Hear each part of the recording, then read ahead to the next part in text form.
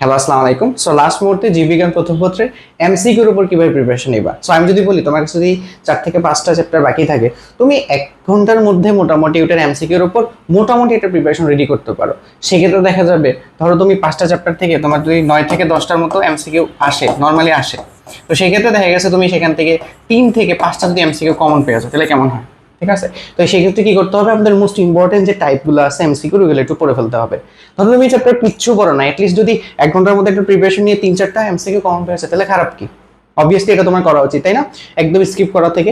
R last of all হচ্ছে কি, আমি ধরো কমন পাই নাই 8 থেকে 10টা এমসিকিউ, তাহলে কিভাবে দাগাইলে আমার হওয়ার পসিবিলিটি বাড়বে? ঠিক আছে, অনেকে আমরা হচ্ছে এরকম এরকম আঁকি, এরকম এরকম আন্দাজে মেরে দিয়ে আসি। সো এই জিনিসগুলো না করে একটা রেশিও যদি তুমি বা একটা স্টেপ যদি ফলো করো তাহলে কিন্তু সেখানে পসিবিলিটি বেড়ে যায় হওয়ার। ঠিক আছে, যদি আমি এগুলো জীবনে করি নাই, বাট তোমাকে সাজেশনটা দিতে পারি যদি বিপদে পড়ে যাও। বোঝা গেছে? সো মোটামুটি আমরা জানি যে বায়োলজি 4টা সাবজেক্টের মধ্যে তোমার সায়েন্সের বায়োলজির প্রিপারেশন সবারই মোটামুটি খারাপ থাকে।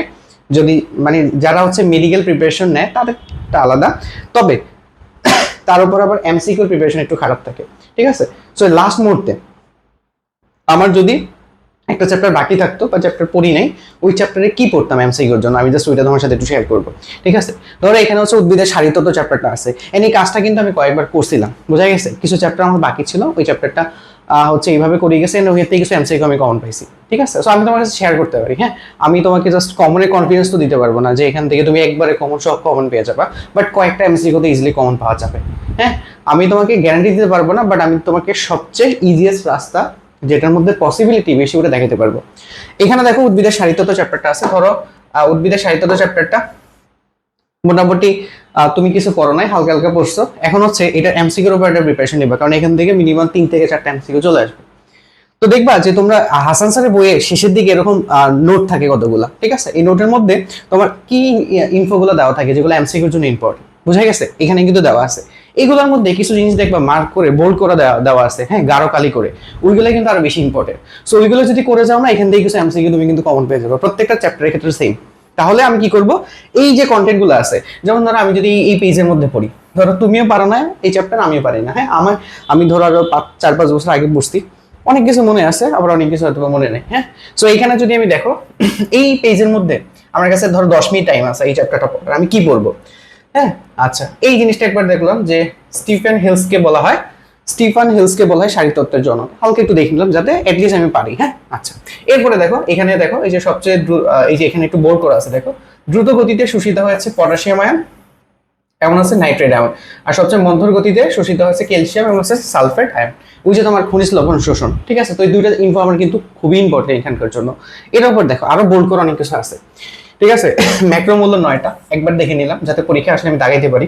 মাইক্রোমূল্য হচ্ছে কয়টা? 8টা। ঠিক আছে, আচ্ছা, এরপরে দেখো ম্যাক্রোমূল্যগুলো মনে রাখার এই যে যে এনকে ক্যাফেপর ম্যাগনেসিয়াম চপস, এটা কিন্তু 9-10 ছিল। তো যদি জানো তাহলে একবার দেখে নিলাম, এটা অ্যাটলিস্ট চাইলে যে আমি আসলে যাতে আমি পারি। ঠিক আছে, আচ্ছা, যেমন তারপরে এখান থেকে দেখবা বোল্ড করা লাইন কি আছে। হ্যাঁ, মোটামুটি টাইম বেশি থাকলে তো একটু ডিটেলসে পড়বা, টাইম কম থাকলে হাইলাইটেড করে পড়বা। যেমন এখানে আর কি আছে দেখো, এই যে ইমবাইবিশন কাকে বলে, এটা কিন্তু ক্লাস 9-10 না হলেও ক্লাস 8 মনে হচ্ছিল বায়োলজিতে, খুবই হাইলাইটেড একটা টপিক। ইমবাইবিশন কাকে বলে, এটা থেকে পরীক্ষা চলে আসতে পারে, হাইলাইটেড করা আছে। ঠিক আছে, আচ্ছা, এরপরে আর কি আছে এখানে দেখো, আচ্ছা, ফটো সিস্টেম জিনিসটা আসলে কি। ঠিক আছে, এই জিনিসটা ইম্পর্টেন্ট, এখানে বোল্ড করা আছে, একটু পরে নিবা। এরপরে আরো অনেক কিছু আছে, যেমন ফসফোরাইলেশন কাকে বলে, কোনো কিছুর সাথে ফসফেট যুক্ত হওয়াকে, যেমন এডিপি থেকে এটিপি হওয়া। সো এই জিনিসগুলো ইম্পর্টেন্ট। ঠিক আছে, এই যে কেলভিন চক্রে কার্বন ডাইঅক্সাইডের গ্রিড আছে আরইউবিপি। ঠিক আছে, এটা কিন্তু ইম্পর্টেন্ট, দেখতে বোঝা যাচ্ছে। হ্যাঁ, এই যে জিনিসগুলো, তো এইগুলো কিন্তু বারবার আসে। আর কার্বন বিজারণের বিক্রিয়াগুলো স্টোমাতে ঘটে। ঠিক আছে, কার্বন বিজারণের যে বিক্রিয়াগুলো। তারপরে আছে কেলভিন চক্র হচ্ছে 3 কার্বন বিশিষ্ট, এটা ইম্পর্টেন্ট ভাই।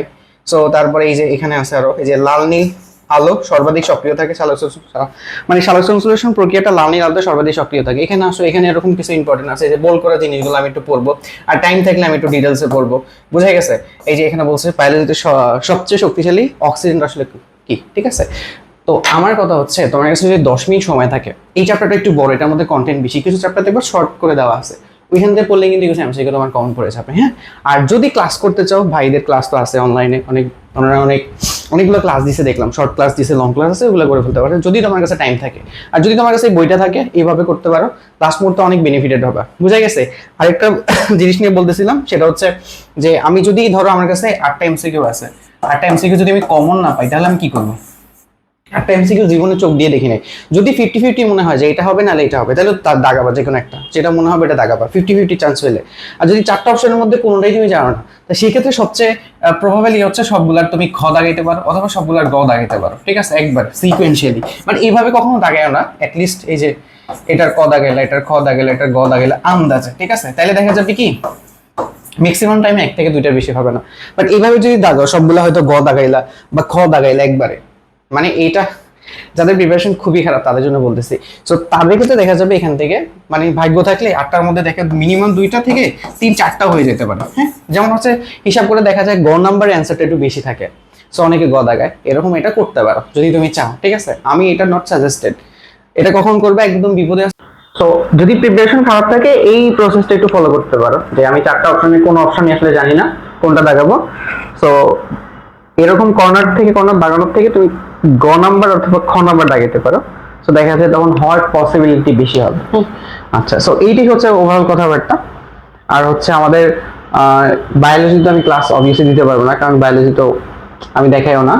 সো হায়ার ম্যাথের তোমাদের যতগুলো চ্যাপ্টার আছে সবগুলো চ্যাপ্টারের কন্টেন্ট অলমোস্ট রেডি, এক্সামের আগে আগে সবগুলো দিয়ে দিব, ঠিক আছে। সো এখান থেকে ওয়ান শট যে কোনো চ্যাপ্টার ওয়ান শট করে নিতে পারবা, মানে হচ্ছে রিভিশন আর কি, বিশেষ করে যে কোনো চ্যাপ্টার শর্ট টাইমের মধ্যে রিভিশন করে নিতে পারবা উইথ অল টাইপস।